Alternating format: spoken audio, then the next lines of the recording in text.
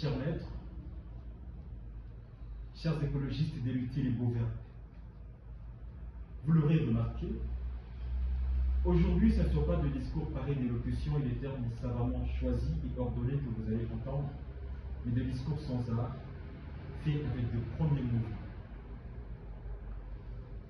Qu'en est-il donc? Qu'en est-il donc? Si bien que chacun de nous, au sein de ces cadres, s'avère le récit d'une transformation, il y a lieu d'en parler. Il y a lieu d'en parler. Il s'agira aujourd'hui de l'artiste et de son œuvre. Mais c'est qui l'artiste? Et de quelle œuvre s'agit-il? Eh bien, je ne sais par où commencer, ni quel ordre suivre. Mais je forme le vœu de parler comme je pense. En effet, l'on doit s'en tenir avec Kant que l'artiste a divinement du génie. Tout à fait. Ayant du génie, je ne sais s'il faille différencier l'artiste de l'artisan.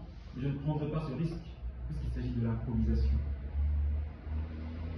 Vous aurez remarqué qu'il s'agit ici de David et d'Eleuthile et Beauvais, l'artiste et son œuvre. Mais en quoi est-il artiste? Je m'explique.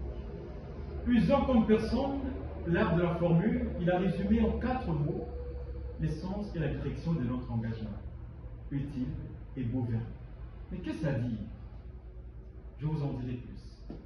Si la rhétorique s'avère être le condensé de la parole et de la langue, vous aurez remarqué que tout ensemble, et la parole et la langue, forment les 2 mots. Et 2 mots forment à leur tour 2 verbes pour être l'expression de nos ressentis, douleur, peine et que sais-je encore. Il faut dès lors remarquer qu'il y a de ceux qui, usant du verbe, faisaient avec excès, c'est qu'en ces jours, il faille une mission pour conscientiser tout l'être pour user un verbe utile et un verbe beau.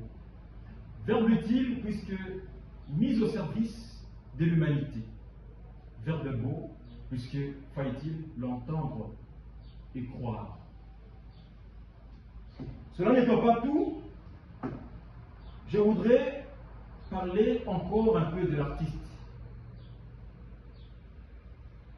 Chaque fois, il nous parle de la passion et de l'excellence. Pourquoi est-il artiste? Puisque si je veux m'en tenir à Aimé Césaire, qui le disait si bien, un homme des cultures est un inventeur d'âme. Vous aurez remarqué, maître, que chacun de nos discours retrace ce que vous êtes. Je ne voudrais pas vous voir encore un peu pratiquement triste. J'aimerais bien que vous puissiez me donner votre attention.